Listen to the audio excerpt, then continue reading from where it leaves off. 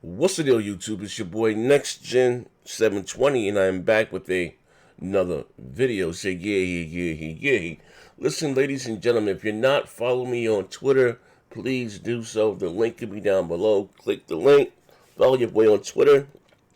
I usually follow everyone back.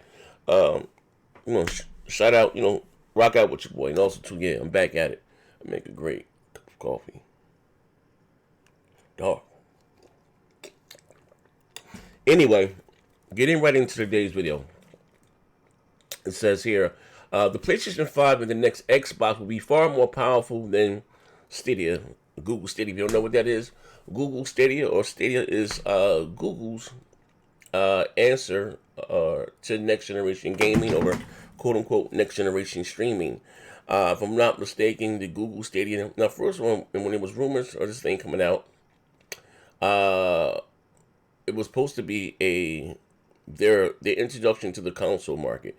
They have what you call also Project Yeti, was supposed to be a physical box device. We still don't know what that is unless they announce it. But come to find out, Google Stadia is a cloud-based streaming service. Yes, you can use the Chromecast. It supports up to 4K 60.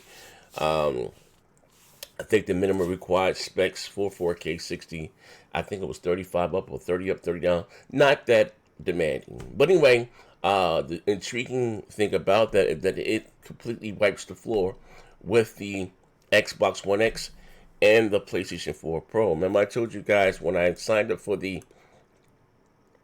Project Stream beta that I was running Assassin's Creed Odyssey, and it looks better than what I was getting Assassin's Creed Odyssey on the PlayStation 4 Pro and the Xbox One X. Now, when I would told you guys this, a lot of you guys say, you know what, Next Gen, you're just trolling or you're blowing smoke.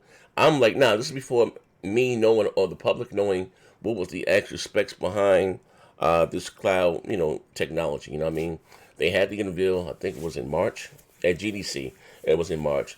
And in the cloud, they have, with PCs, it's up to 10 T-flops. I think it was 10.2 T-flops. They're using Vulkan, and I forgot what CPU. But anyway, 10 T-flops of raw performance powers. And the Xbox One X is 60 flops, and the PlayStation 4 Pro is indeed 4.1 or 4.2 T-flops, right? So, theoretically, we're speaking like this. If the Pro is 4 T-flops and the Xbox One X is 60 flops, so we're talking about next generation consoles. At a minimum, the PlayStation 5 and the Xbox One will exceed 10 T-flops. Now, rumors are already speculated to find around that the next generation of the PlayStation 5 and the Xbox Next or Xbox Anaconda or Xbox Scarlet will be somewhere around 13 T-flops. You know what I mean? Rumor has it. Things are coming out. But anyways, let's take a look at this article here. It is a lot of mustard on a hot dog. What it says here, the next generation of console draws ever closer, having become a tangible reality after the past few weeks rather than a distant inevitably. With Sony having done a soft reveal for the PlayStation 5 and Microsoft gearing up to have a big E3 presence, many believe that we'll get our first real look at next generation very soon.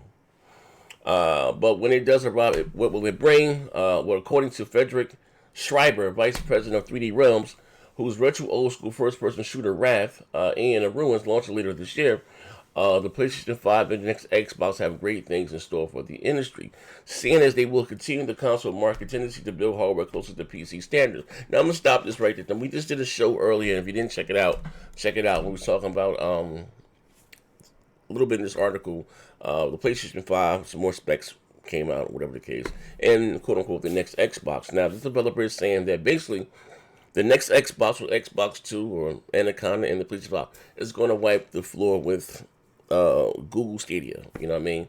Now think about this. Google Stadia is free. I mean, you're not buying a physical. What do you mean by free? You're not buying a console. You're not spending $400 to $500. But right off the bat, you're getting access to a very powerful CPU or in the cloud at 10 T-flops.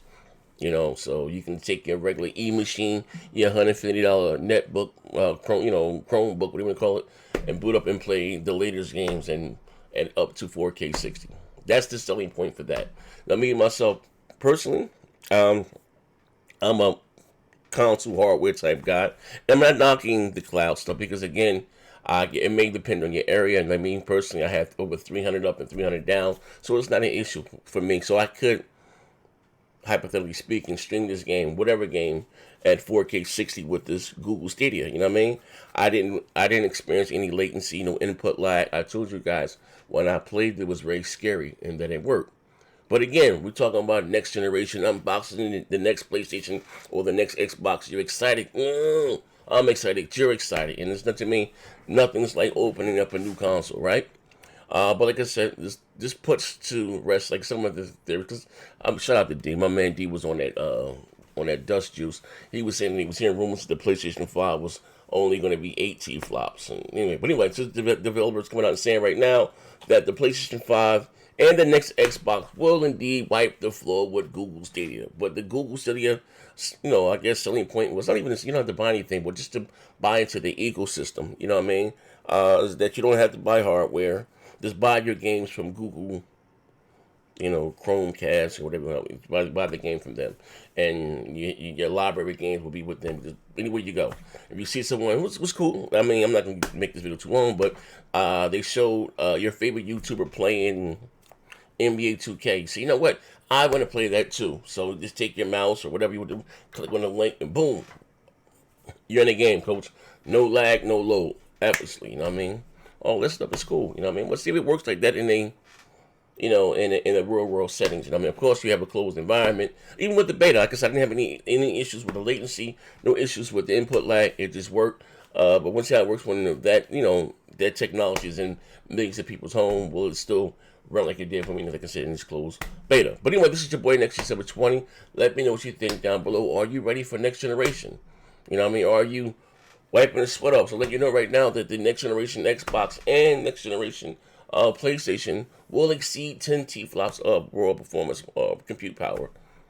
After me, I think it was a no-brainer. But here's a question before we go. If rumors are true, and both the next Xbox and both next PlayStation, there's some, I'm going to say 12 T-flops, right? Somewhere at 12 T-flops. Do you think that we're going to see a mid-gen refresh? Do you think that we're going to see, like you got the PS4 Pro, and like I said, you got the Xbox One X?